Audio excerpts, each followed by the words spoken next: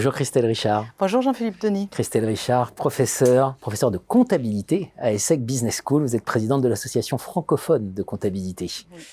Oui. Christelle Richard, alors c'est un peu dans toutes les têtes. Prend pas souvent la parole, Emmanuel Faber, mais quand il la prend, ça fait beaucoup de bruit puisqu'il est aujourd'hui président de l'ISSB, donc l'International Sustainability Standards Board, oui.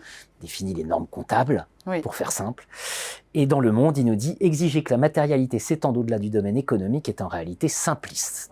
On va peut-être rappeler quand même qu'en Europe, il y a une directive, la CSRD, alors je ne vais pas rentrer dans le débat, mais pour faire simple, c'est une directive sur la publication d'informations en matière de durabilité pour les entreprises, oui. Qui a notamment vocation à permettre une communication vis-à-vis des investisseurs, oui. Sur l'impact de du Green Deal, oui, etc., exactement. Et du développement des entreprises, sur la question de la durabilité. C'est là que le débat avec Emmanuel Faber commence. Oui. Voilà. Alors, éclairez-nous un peu. Alors, c'est donc une tribune que j'ai écrite avec Bernard Loca, qui est aussi professeur à l'ESSEC Business School. Et dans cette tribune, on a voulu tout simplement entrer en débat avec Emmanuel Faber. Et dire déjà que l'approche européenne qui est défendue par la CSRD repose donc sur deux matérialités. Oui. La matérialité financière qui est de prendre en compte l'impact du changement climatique sur le modèle d'affaires de l'entreprise, mais aussi la matérialité d'impact qui, non pas se substitue, mais complète cette matérialité financière et qui permet de prendre en compte l'impact de l'activité de l'entreprise sur son environnement, sur son écosystème.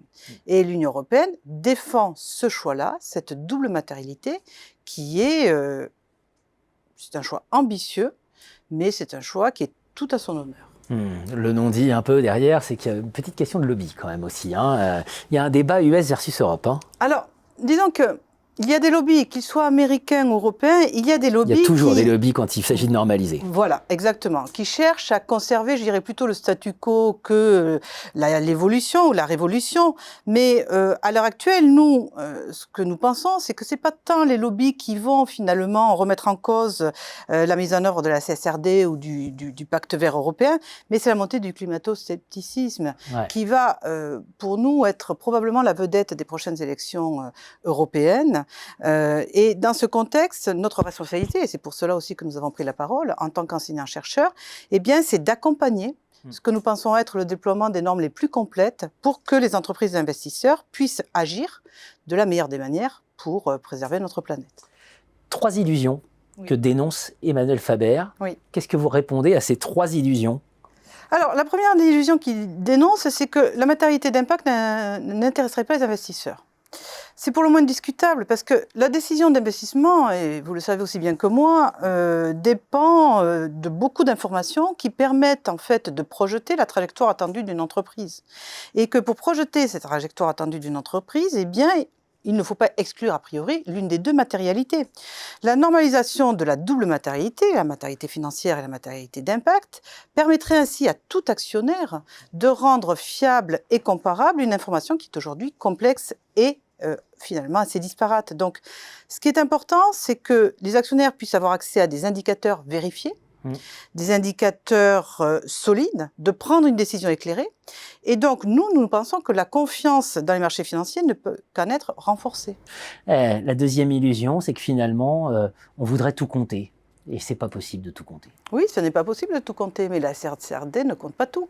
La CSRD ne vise pas l'exhaustivité. Il s'agit simplement de couvrir quelques grandes dimensions qui ont été définies, identifiées comme étant par des travaux scientifiques, comme étant cruciaux pour conserver une terre habitable. Et donc, il ne s'agit pas de tout compter, mais de compter ce qui compte vraiment. Donc, c'est vrai que les normes de la CSRD, elles peuvent être techniques, et parfois c'est même assez redoutable, que leur mise en application va être rapide, dès 2024 on les applique, et que le travail à mener est conséquent. Mais nous sommes convaincus que leur portée politique et leur capacité transformatrice sont à la hauteur de ce qui s'impose à nous. Troisième illusion, penser que la double matérialité coercitive en soi et que les entreprises, finalement, ne changeraient que parce qu'elles devraient rendre des comptes. Il dit c'est une illusion. Les entreprises elles vont devoir agir parce que les investisseurs vont le leur demander. Les grandes banques européennes, qu'elles prêtent ou qu'elles investissent, elles doivent calculer leur ratio d'actifs verts sur la base d'une taxonomie qui permet d'identifier les activités bas carbone d'une entreprise. Si le ratio est trop bas, Si par exemple elles investissent trop dans des industries polluantes, eh bien dans ce cas-là, ça va les exposer à terme à des risques liés au changement climatique. Et c'est pourquoi, dès maintenant, elles sont en train de réorienter leurs investissements vers des activités durables.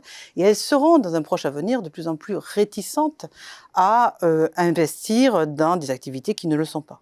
Voilà, que le débat ne soit pas confisqué, qu'il soit sur la place publique. Oui. Et donc, Tribune avec Bernard Lecas, Christelle Richard, à retrouver dans Le Monde. Merci beaucoup.